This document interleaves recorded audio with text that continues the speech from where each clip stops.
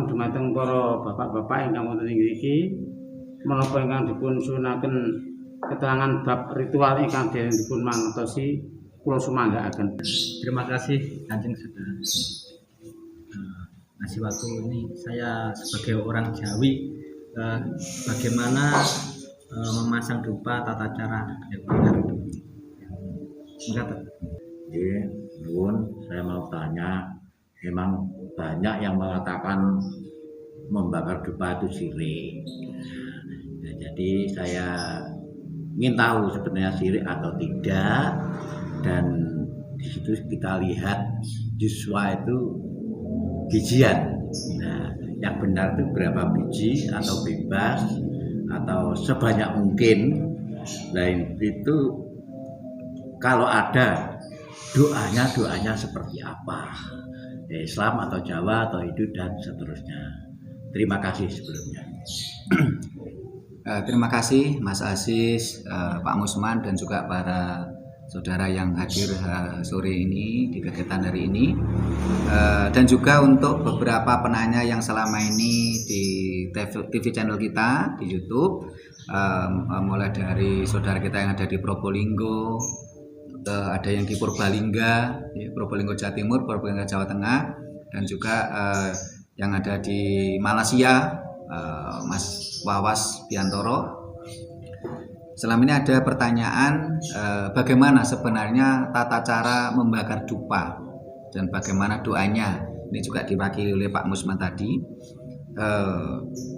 Sebelum saya menjelaskan tentang tata cara membakar dupa, perlu kita ketahui sebenarnya kalau di dalam budaya Jawa itu namanya kan dupa. Kalau ini sebenarnya ini bukan dupa, ini hiu atau Yuswa. Ini adalah budaya Cina. Kalau budaya Jawa itu dupa bentuknya itu sebenarnya getah, dari getah kemenyan atau getah dupa yang dipadatkan menjadi seperti batu. Itu kalau budaya Jawa. Kalau ini hiu atau Yuswa ini malah budaya Cina. Tetapi untuk praktis nampaknya yang namanya budaya itu kan sesuatu yang dinamis, yang sekiranya lebih nyaman tentunya ya dipakai. Karena kalau memakai yang berbentuk batu, tentunya kita kadang-kadang agak ribet, harus memakai padupan, terus pakai arang, pakai yang padupan tuh pakai arang mowo ya, terus pakai. Nah ini lebih simple ya, lebih. Nah dupa ini sebenarnya ada dua jenis yang selama ini banyak orang yang belum mengerti tapi sudah teriak-teriak. Ibaratnya ada tamu disuguhi tuan rumah, belum diicipi tapi udah teriak, wah makanan ini beracun, makanan ini pahit. Nah begitulah yang terjadi pada tamu-tamu kita, dayoh-dayoh kita, yang akhirnya mereka menganggap dupa itu katanya syirik dan musyrik karena mereka belum memahami yang sebenarnya. Tapi bagi yang memahami, dia tidak akan teriak kalau dupa itu syirik ataupun musyrik. Karena kalau kata-kata istilah syirik dan musyrik itu kan adanya di agama Islam. Maknanya syirik itu adalah menduakan Tuhan. Nah, orang yang melakukan kesyirikan namanya al-musyrikun. Nah, karena daya-daya tadi belum mengerti tentang budaya kita, sehingga mereka teriak seperti itu. Tetapi bagi yang sudah memahami, ya dia tidak akan teriak melecehkan apa yang ada di negeri kita. Nah karena itu kita perlu mempelajari dan kita jelaskan kepada para dayoh, pada tamu-tamu kita. Dupa ini sebenarnya ada dua jenis. Yang pertama itu adalah dupa wangi, yang kedua adalah dupa harum. Nah, dupa wangi dan dupa harum ini berbeda penggunaannya. Ini bukan soal harganya, bukan. Yang wangi itu harganya murah ya ada, yang mahal juga ada. Yang harum ini yang murah juga ada, yang mahal juga ada. Tapi kegunaannya berbeda. Dupa wangi ini lebih cenderung reaktif. Ini biasanya untuk energi-energi yang terkesan agresif, reaktif. Perkara digunakan untuk hal-hal negatif atau positif itu tergantung dari yang menjalankannya. Kita tidak bisa menyalahkan dupa tadi. Sebuah pisau pun bisa bermanfaat untuk kita untuk masak. Tetapi pisau juga bisa dijadikan alat pembunuh. Tapi kan tidak lantas kita menyalahkan pisaunya. Nah, sebagai contoh begini. Kalau umpamanya ada kesenian rakyat jaranan atau bantengan. Kalau orang Banyumas bilang ebek. Ini yang dibutuhkan adalah dupa yang berbau wangi. Nanti yang datang adalah energi-energi yang bersifat agresif, reaktif. Entah itu sukmanya hewan ya, yang berbau reaktif dan agresif. Tetapi kalau yang dupa yang berbau harum itu lebih cenderung halus, tidak reaktif dan tidak agresif. Bagi para pemburu harta gaib, harta karun, itu biasanya dipakai ya dupa-dupa yang berbau wangi. Bahkan harganya sampai puluhan juta rupiah. Karena memang makhluk-makhluk gaib yang yang menyamarkan batu-batu berharga seperti emas, seperti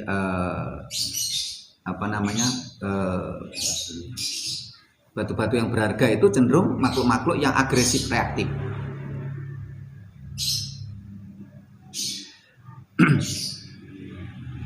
Harganya yang mahal juga ada. Nah, kalau kita pergi ke tempat-tempat leluhur, itu seyogianya memakai dupa yang beraroma harum, jangan yang beraroma wangi. Ini harus dipahami, karena banyak masyarakat kita yang kadangkala tidak paham dan tidak mampu membedakan mana harum, mana wangi. Mohon maaf, kalau menyan Arab itu kategori yang mana? Sama, menyan Arab itu yang wangi juga ada, yang harum juga ada. Jadi kalau kita ke petilasan leluhur, ya kita memakai dupa yang harum, jangan memakai dupa yang wangi. Nah, dupa secara ilmiah itu juga merupakan semuk disinfektan, sehingga di dalam Kidung Sabdo Palon itu digambarkan ketika adanya pagebluk. Kalau ingin selamat, salah satunya adalah kita kembali ke ajaran leluhur. Nah, ajaran leluhur itu sangat kental dengan pembakaran dupa. Dan dupa ternyata merupakan semuk disinfektan. Dan ini sudah sudah diteliti secara ilmiah. Yang dimaksudkan semuk disinfektan itu bukan rokok. Karena selama ini ada yang menganggap semuk itu rokok. Karena ada kata-kata no smoking. Semoknya itu. Nah, smoke itu kan artinya asap. Kalau ada tulisan no smoking, maksudnya apa? Tidak boleh ada asap di situ. Jadi kalau ada kata ilmiah semuk disinfektan adalah asap yang merupakan disinfektan. Sehingga kemarin sempat viral Masjidil Haram, Ka'bah itu kan diubupi dupa kemarin. Sampai viral itu kemarin di medsos. Bisa di googling, masih ada itu. Sehingga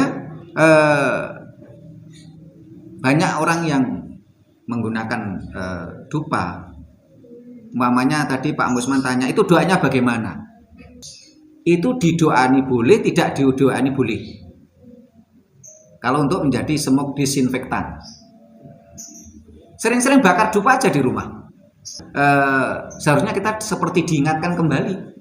Sebagai contoh, mohon maaf, ini ada pemirsa yang begitu fanatik dengan agama, nggak mau terima dupa, nggak mau pakai doa. Loh, silakan aja kalau mau bakar dupa, doanya tanpa didoain boleh, atau doanya pakai doa Islam silahkan. Jangan salahkan dupanya. Kalau hati Anda, pikiran Anda itu mau menduakan Tuhan, melakukan kesirikan, nggak usah pakai dupa. Anda terlalu memuja-muja jabatan Anda, itu sudah termasuk syirik. Karena menduakan Tuhan, kenapa kita harus menyalahkan dupa? Tadi di depan sudah saya kasih gambaran, pisau ini bisa menjadi alat yang membantu manusia untuk masak, tetapi pisau juga menjadi alat pembunuh. Apakah kita harus menyalahkan pisaunya? Yuk, alangkah bodohnya manusia tersebut kalau menyalakan pisaunya. Nah, bagaimana tata cara membakar dupa? Sebenarnya tata caranya begini.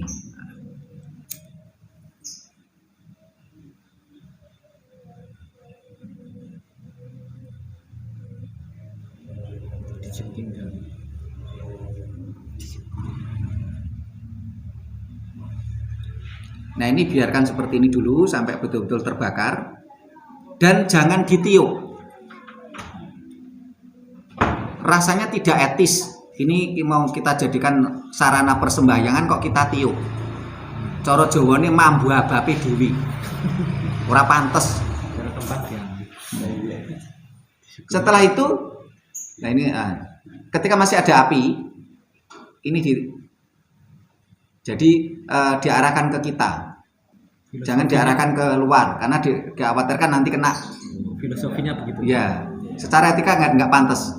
Nggak tahu di depan tuh ada manusia kasar, nggak tahu ada manusia halus. Karena ketika bicara tentang hal ini, budaya Jawa menganggapnya wong kasar, wong halus. Nah, wong kasar dan wong halus itu suatu saat mampu berkomunikasi, berinteraksi. Berbeda dengan budaya Timur Tengah atau Eropa yang menganggap makhluk gaib. Kalau dianggap makhluk gaib kan ada tirani, ada dimensi yang tidak bisa tertembus. Tetapi kalau dikatakan makhluk halus, manusia halus, astral, ya, ini masih memungkinkan untuk berkomunikasi. Jadi dikebuskan ke arah kita, jangan entah ke depan, ke samping, jangan. Karena secara etika itu kita khawatirkan di samping kanan atau depan itu ada makhluk lain, entah itu manusia kasar maupun manusia halus. Karena bagaimanapun juga secara ilmiah maupun secara budaya Jawa diyakini bahwasanya di alam semesta ini ada dimensi manusia, ada dimensi makhluk lain. Hidup berdampingan. Nah, karena di dalam ajaran Jawa ini adalah ajaran semesta. Bagaimana kita harmonisasi mikrokosmos, makrokosmos. Kita harmoni dan sinergi dengan jagat cilik, jagat gede. Mikrokosmos itu jagat cilik, buana alit. Makrokosmos adalah bawana ageng atau jagat gede. Ini harus selaras. Karena di dalam ajaran Jawa, manusia yang merupakan jagat cilik atau mikrokosmos itu adalah bagian dari makrokosmos. Apapun pergerakan makrokosmos akan mempengaruhi pergerakan mikrokosmos. Berbeda dengan ajaran bangsa lain yang menganggap ada subjek dan objek. Manusia dianggap pemimpin di muka bumi ini sebagai subjek dan bumi sebagai objek. Ada jarak pemisah yang luar biasa. Inilah yang merupakan ajaran Jawa. Di situ bagian manusia adalah bagian dari alam semesta. Dan yang menjadi pedomannya apa? Pedomannya adalah serat teles. Kalau dikatakan kitab seles itu campuran, kitab itu bahasa Arab. Nah, yang benar serat teles. Sudah impor ya. Serat teles. Nah, yang dimaksud serat teles itu apa saja? Saat ini pun juga ada yang menganggap serat teles itu cuman sosok manusia, tubuh manusia. Tetapi sebenarnya dianggap serat teles itu adalah alam semesta. Tubuh manusia juga teles-teles itu basah. Tumbuhan itu juga basah. Binatang juga basah. Jadi serat teles itu alam semesta. Sehingga kalau kita semua ingin mendapatkan keselamatan, ini hanya ada pada semesta. Semesta ini adalah warna-warni. Jangan sampai kita memaksakan menyeragamkan alam ini. Itu tadi tentang tata cara membakar dupa, ya. Terus bagaimana doanya? Doanya memang ada beberapa tokoh-tokoh atau paguyuban-paguyuban itu yang memakai mantra tertentu, doa tertentu. Apakah itu salah? Tidak.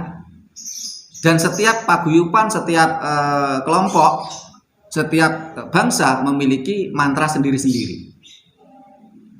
Apakah itu salah? Tentunya tidak, asalkan tidak memaksakan mantra tadi kepada pihak lain. Entah itu secara terang-terangan, entah itu secara masif. Sebagai contoh begini. Ini kebetulan ada salah satu yang hadir di sini. Ini namanya belakang saya ini itu Christina Gultom dari Batak, dari Sumatera Utara, dari daerah Danau Toba. Awal kami ketemu, waktu itu saya ke Sumatera bersama Mbah Roso ini. Waktu itu saya mau naik ke Gunung Uluan Darat. Pengalaman saya di Jawa ketika saya naik Gunung Arjuna, waktu itu sama Pak Kecul, Pak Marji, Mbah Roso, Mas Puji. Kalau naik Gunung Arjuna ini sudah ada jalan setapak, bekas jalan setapak yang tinggal kita lewati dan sudah tertata bagus. Walaupun menanjak, kadang-kadang merangkak karena lewat tebing, tapi ada jalannya gitu. Ada yang sudah tertata, ada batu-batu yang ditata untuk kita merangkak tadi. Tetapi ketika saya mau naik ke Gunung Uluan Darat ini masih hutan perawan, masih belum terjamah oleh manusia, jarang-jarang terjamah lah maksud saya. Ya tetap terjamah, nyatanya di atas ada petilasan Raja Batak di sana.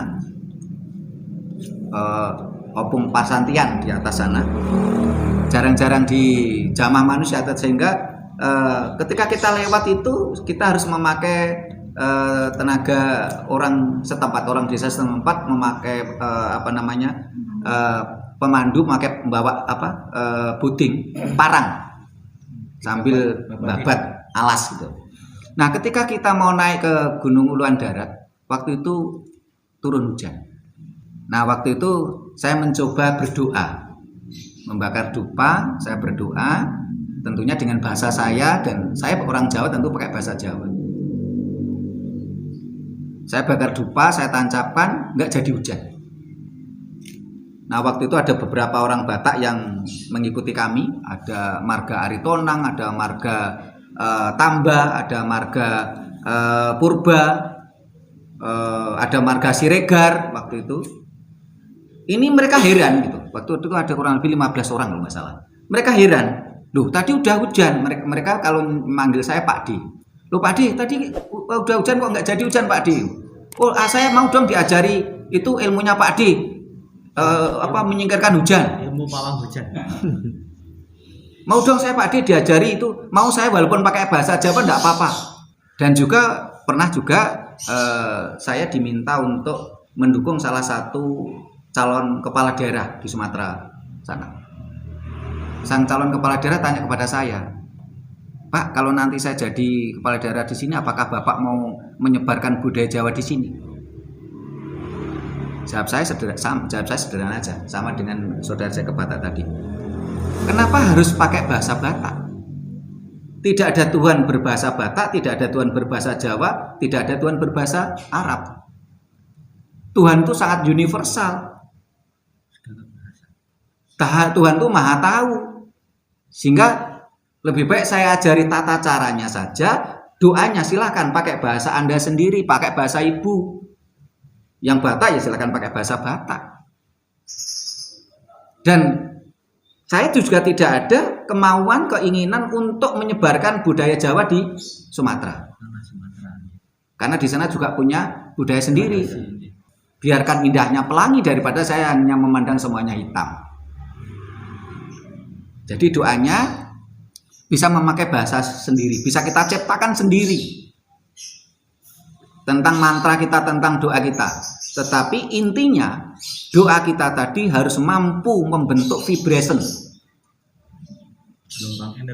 gelombang energi elektromagnetik. Ini yang penting, esensinya di situ, vibration. Apapun doa kita.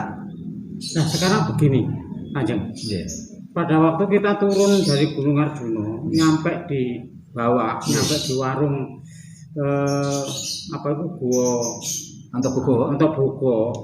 Kita masuk warung dan akhirnya itu hujan deras. Hujan deras dan kita punya kekhawatiran nanti kemalaman kalau hujan. Terus Kanjeng Trimo nyuruh saya membakarkan dupa, terus diminta terus ditanyapkan pakai doa. Terus hujannya langsung reda. Itu saking mandinya doa apa? Hanya masalah kebetulan saja. Manunggal iki jadi para pemirsa Rakyat Prasojo TV Channel, kalau kita mau, ya mudah-mudahan saya mohon doa restunya jangan sampai saya ini arogan, karena itu tidak boleh, tidak Jawa nih arogan. Setiap kita melaksanakan ritual selalu ada keajaiban, dan kita mengalami keajaiban tadi dialami bersama-sama. Waktu saya ke Batak yang ya dialami bersama-sama sama saudara-saudara yang Batak. Ini Pak Gecul juga memberikan testimoni. Waktu itu kita mau naik Gunung Arjuna, Pak Gecul, Pak Marji, Mas Puji, Mbak Roso waktu itu tidur di mobil karena nggak kuat naik. Kita naik Gunung Arjuna pada musim hujan, nggak kehujanan. Nggak kehujanan Pak Gecul ya? Ya hujan, tapi kalau nggak kehujanan. pada waktu kita Istirahat baru hujan. Iya. Nyilah, hujannya nyilah. Nah, jadi kita mengalami keajaiban itu bersama-sama. Berbeda dengan dongeng dari nun jauh di sana. Kalau dongeng yang nun jauh di sana itu diceritakan oleh seseorang, diceritakan tadi kepada beberapa sahabatnya, dan sahabatnya tadi dipaksa dengan kata iman kepada umatnya, sehingga tidak ada saksinya. Tetapi kalau kita enggak, kita setiap mengalami keajaiban tadi mesti ada saksinya. Ya.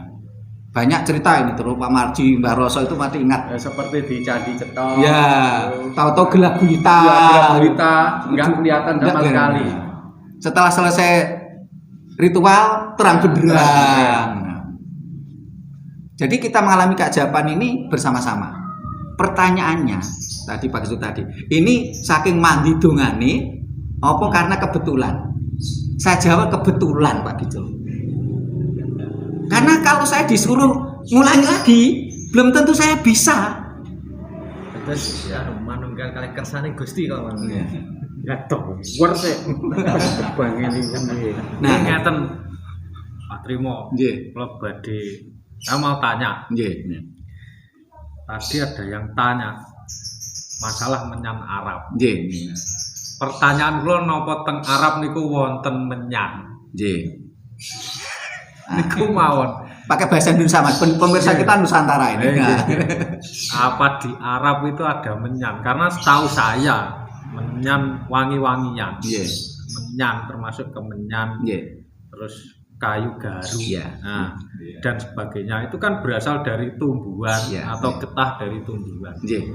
Nah, kalau ada istilah menyan Arab, niku napa wonten tanduran menyan? Apa ada tumbuhan yang bisa menghasilkan menyan di Arab? Pun niki kula ini saya juga tidak tahu Pak. Maka saya tanya. Mungkin panjenengan tahu. Ya, terima kasih Mas Danang. Di Arab itu tidak ada sebenarnya kemenyan, itu tidak ada karena sumbernya kemenyan itu memang dari pepohonan, dari getah. Tetapi di depan tadi sempat sudah saya ceritakan bahwasanya Jazirah Arab itu mengenal rempah-rempah, mengenal getah pengharum, mengenal barus itu mulai zaman Raja Solomon. Raja Solomon itu kalau di kitab Yahudi sama di Injil. Tetapi kalau di Al-Quran disebut Sulaiman.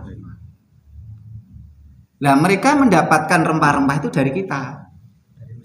Dari Nusantara. Berarti menyan Arab niku huwak ya. Ya, mereka mengambil getah dari sini, dari kayu garu di sini, getah terus di sana diproses di sana. Diproses. Nah, terus di sana oleh jamaah haji kita dibawa pulang ke sini. Jadi menyan Arab. Jadi menyan Arab. Sama kayak tasbih Sidoarjo. Nah, tasbih berarti niku menyan Arab niku huwak. Begini saya jelaskan ya. Innalillahi wa inna ilaihi rajiun. Ini membicarakan orang yang sudah mati. Saya punya teman namanya Solikin. Dia urban ke Saudi Arabia. di sana dia tidak bekerja pada sebuah perusahaan, tapi jadi supir pribadi. Supir pribadi. Kalau di Arab itu memang ada satu jenis menyan. Nah, gunanya untuk apa di sana? Begini, kalau di Jawa ada megengan, kalau di sana nggak ada. Tapi pada awal puasa itu orang-orang tradisi kearifan lokal di Saudi Arabia itu punya semacam koyok jun kendil gentong. Ya. Itu dibakarkan kemenyan itu, asapnya ditadai, sehingga kalau diraba sudah rigat sudah, terus gentong itu diisi dengan anggur segar, air anggur segar, terus dilem. Nanti minumnya setelah lebaran. Itu katanya itu Tradisi Pak Solikin itu, karena dia ikut perorangan. Nah, kalau di Indonesia itu ada 2 menyan. Sebenarnya 3, tapi yang satu dilarang oleh pemerintah. Siapa yang pegang ditangkap ini oleh polisi. Wah, Namanya klelet. Klelet. Nggih. Seksi urip lho. Di Indonesia ada 2 menyan, tapi para remaja sekarang nggak bisa membedakan. Mungkin Pak Danang sendiri nggak bisa membedakan. Ini menyan madu apa menyan Arab. Bedanya kalau sudah dibakar. Kalau dibakar itu jadi abu, itu menyan Arab.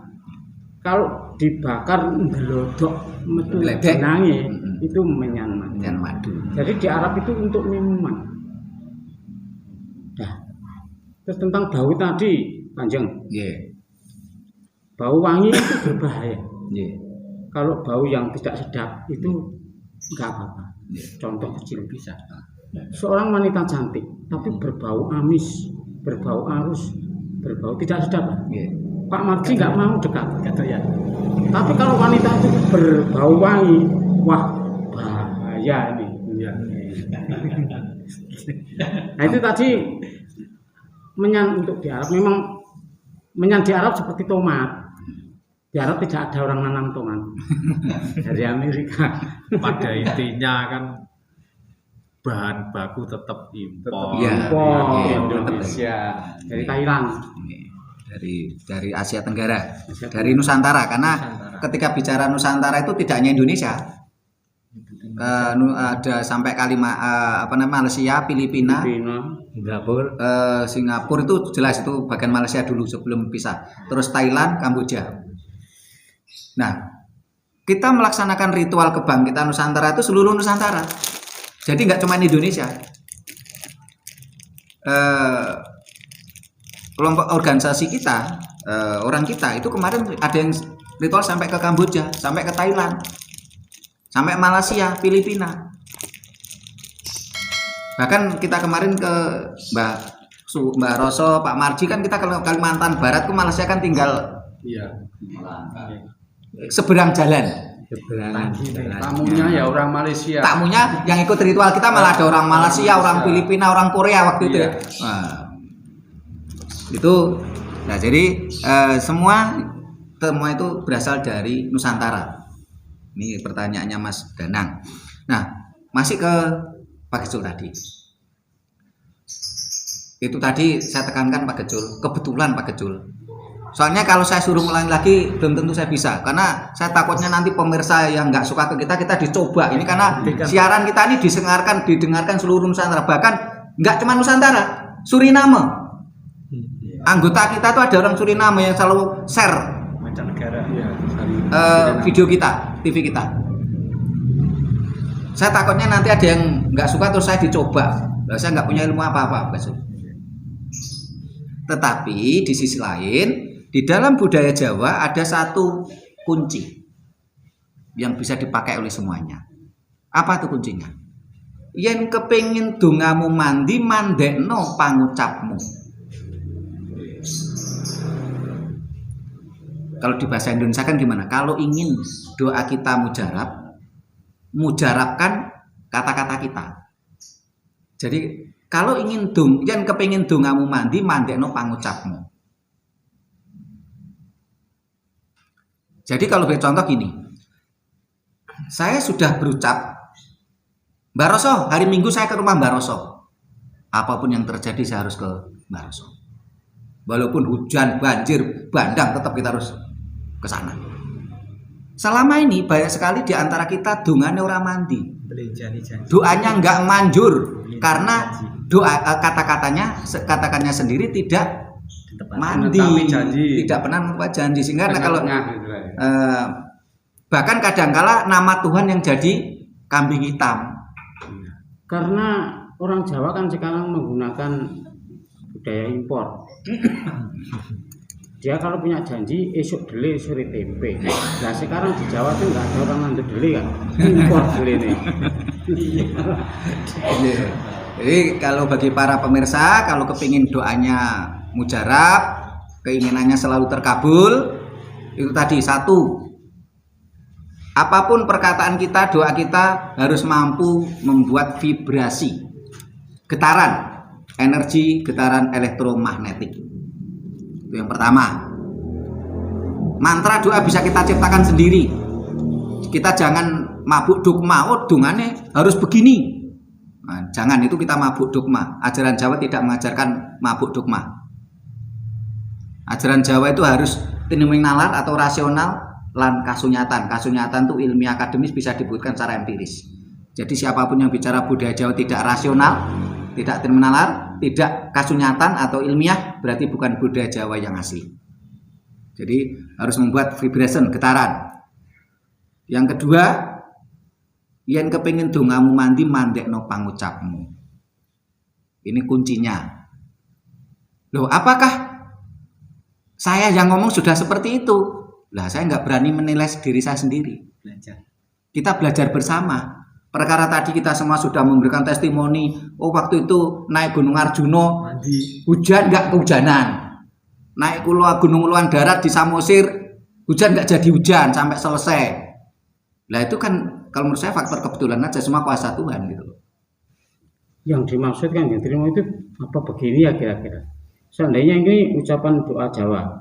Om awi genam astu sira padanyangan ing desa Lamong. Kangka kita kang semolok bumi biang gopo kabuyitan. Allah wang-wang ngono aku keturutan katakan sejatku keturutan karepku umat lanang umat wadon kang bedoro marang aku teka olah kasih saking kesaning Allah. Upamanya begitu ya. Nah, Lakumu selarasno karo pangucap. yang dikatakan Pak Gecul tadi itu termasuk mantra. Mantra. Nah, kalau muridnya Pak Gecul dipaksa harus dengan mantra tadi, itu namanya dogma. Kurang etis. Karena dipaksa harus pakai bahasa ini. Karena lebih abdul kalau doa itu pakai bahasa ini. Ekstremis nih. Nah, itu namanya pemaksaan. Menjadi dogma. Dan orang yang terkena dogma cenderung nalarnya turun, dangkal, bahkan lemah, atau mati. Sehingga kalau bangsa ini ingin maju, ya semua dogma singkirkan. Entah itu dogma lokal maupun dogma asing, singkirkan. Murni dari diri pribadi. Nalar. Karena secara hukum semesta, manusia lahir itu tidak dibekali kitab suci apapun oleh Tuhan. Manusia lahir, bayi lahir hanya diberi bekal nalar oleh Tuhan. Jadi jangan kita terpaku pada dogma, pada kitab suci apapun, tetapi gunakanlah nalar kita. Mantra Eropa tidak sama dengan mantra Cina. Ya, kata Mas Asis betul. Mantra Eropa tidak akan sama dengan mantra Cina. Tidak akan sama dengan mantra Timur Tengah, tidak akan sama dengan mantra Batak. Jangan diseragamkan, kita bukan orang buta. Jadi tidak harus dengan mantra khusus. Kita kembali ke ajaran Jawa yang murni, tidak perlu dengan mantra yang memabukkan, yang dogma. Demi kemajuan bangsa ini, singkirkan segala dogma, entah itu dogma asing maupun dogma lokal. Gunakan nalar dengan pedoman serateles atau alam semesta. Nah, terus berapa jumlah dupa yang harus dibakar? Tadi pertanyaan Pak Musman tadi. Ya. Nah, pertanyaan itu ketika munculnya Yosua atau Hio dari Cina. Baru ada hitungan tadi. Ya? Ada hitungan. Karena sebelum itu tidak ada hitungan, karena perongkolan. Pakai perongkolan gitu. Sehingga akhirnya saya jawab terakhir, karena itu sebenarnya bukan budaya kita. Perongkol. Nah, karena kita ini memakai budaya Cina dan kita merasa nyaman daripada kita bawa padupan kemana-mana kan kesulitan, ya udah kita pakai ini. Jumlahnya berapa? Ya terserah. Mantep yang mana? Mantep hati berapa? Kalau saya biasanya antara budaya Cina, ini kan budaya Cina, saya padu dengan budaya Jawa. Mamanya sebagai contoh, kalau saya ini meditasi sendirian, saya pakai dupa cuma 2. Maknanya itu mulai dari sukmo halus, sukmo kasar, sukmo halus sama badan kasar, ono lanang, ono wadon, ono awan, ono bengi, sak jodoh. Ya, ini kalau saya meditasi sendiri, supaya antara nih sukmo sejati nih sutrimo kelawan rogo nih sutrimo itu mampu ada sinergi. Upami damel sedulur papat 5 pancet nah, hanya 7 mboten napa-napa. Niku kemaraman. Terus ini tadi kan saya bakar dupanya 5. Ya. Karena kalau saya banyak orang, banyak pihak, ini biasanya saya bakar 5. Dengan filosofi apa? Niki sedulur papat 5 pancer. Ini kita nggak mengikat, jadi nggak harus, saya harus 2, enggak. Silakan kemaraman, karena ini munculnya setelah budaya Cina malahan. Budaya Cina masuk ke kita dulu pakai perongkolan, jadi nggak ada hitungan. Nah, pingin original pakai perongkolan. Tapi kita kesulitan bawa kemana-mana. Bawa areng juga. Ya. Terus sebenarnya tanpa dengan arang bisa, karena saat ini ada dupa yang bentuknya seperti obat nyamuk. Ada yang segitiga. Ya, ada yang segitiga, ada yang kotak ini. Terus ada juga pembakar dupa dengan listrik. Kalau di Arab Saudi, ini menurut keterangan dari Kamas Kiai Muhammad Muslimin tadi, di sana juga ada membakar dupa itu hampir tiap hari.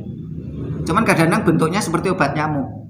Nah, masyarakat kita yang naik haji ke sana tidak paham kalau itu dupa. Tapi itu baunya wangi atau harum? Baunya menyan Arab gitu. Menyan perongkol. Ada yang berbentuk kotak, ada bentuk segitiga, ada yang bentuk lingkaran kayak obat nyamuk. Bentuk kukus juga ada. Kukus itu segitiga. Nah, jadi memang dupa itu banyak dikenal. Jadi dupa itu merupakan budaya yang universal. Nuwun sewu kan. Dupa itu saking terbuka. Istilah maksudnya betul. Ya, kalau kata dupa itu dari bahasa Jawa kuno.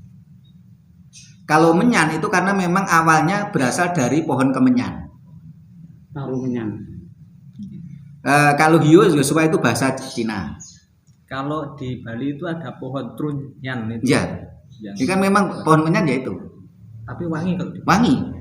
Sehingga di trunyan itu kan untuk apa? Untuk menyandingkan jenazah aja enggak bau. Iya, ya. Itu. Kalau di Eropa itu ada namanya budaya cenayang.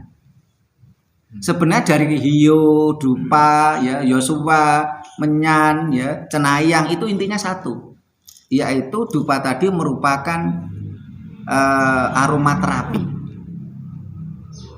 Nah, aromaterapi ini mampu mengendorkan, merilekkan saraf-saraf manusia, sehingga muncullah enzim-enzim bahagia. Nah, ketika enzim-enzim bahagia tadi menjadikan kita rileks, kita bahagia, kita mampu berkonsentrasi supaya daya hidup kita mampu berkomunikasi dengan Sang Maha Hidup. Daya hidup ini kalau bahasa Jawanya sukmo sejati. Sang Maha Hidup ini kalau bahasa Indonesia, bahasa Jawanya adalah sukmo kawekas atau Tuhan. Sang Maha Semesta. Jadi kalau jumlahnya sudah saya jelaskan semua, tata caranya sudah. Waktu kita harus bakar dupa. Kapan? Sebenarnya waktu itu kalau untuk aromaterapi bisa kapan saja. Sewaktu-waktu bisa. Tetapi paling tidak kalau saya sarankan itu setiap mangsa Sandyakala itu kita membakar dupa. Mangsa Sandyakala itu mangsa Sandyakala itu ada 2, yaitu maksudnya mangsa Sandyakala itu adalah pergantian antara energi panas dan energi dingin. Jadi mangsa Sandyakala itu ada 2, yaitu pagi itu antara jam 4 sampai jam 7, atau sore itu juga antara jam 4 sampai jam 7 juga. Ini mangsa Sandyakala. Nah, ketika pergantian waktu, pergantian energi inilah tentunya ada percampuran energi yang menjadikan energi negatif.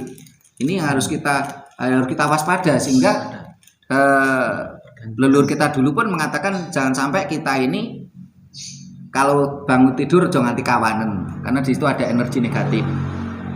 Atau kalau tidur kita jangan sampai kesoren. Ya itu tidak boleh ya, karena situ memang ada energi negatif. Gantian suhu nih ya. Sehingga kita usahakan paling tidak ya antara pagi dan sore itu kita bakar dupa. Ya. Itu waktunya. Kalau umpamanya waktu-waktu tertentu ya terserah kebutuhan.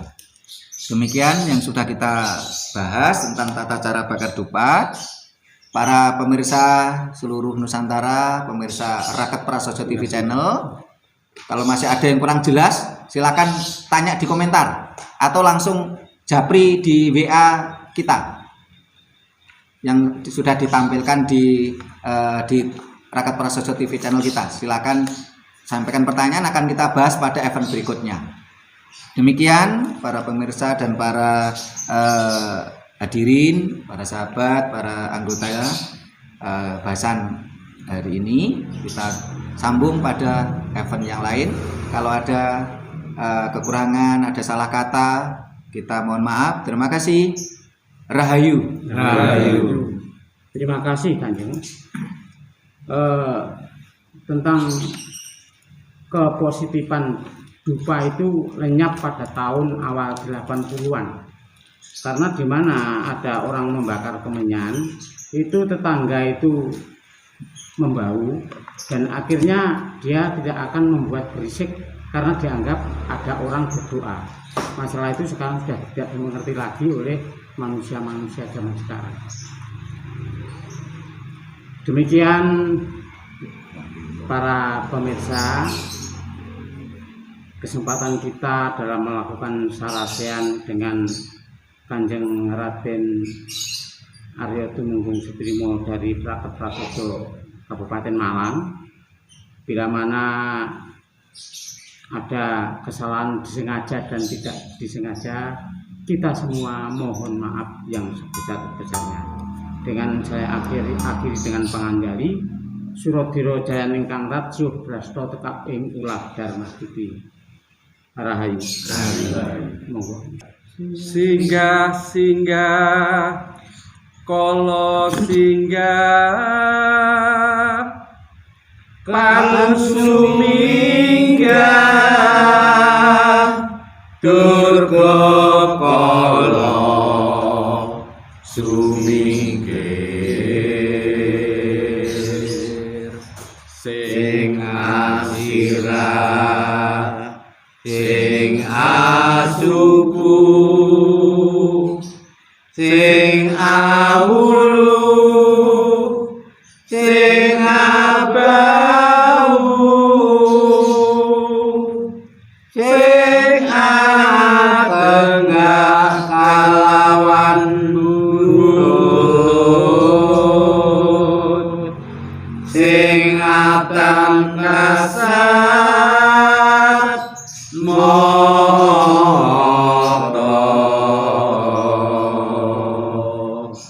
mulia ing asal neki. Rahayu.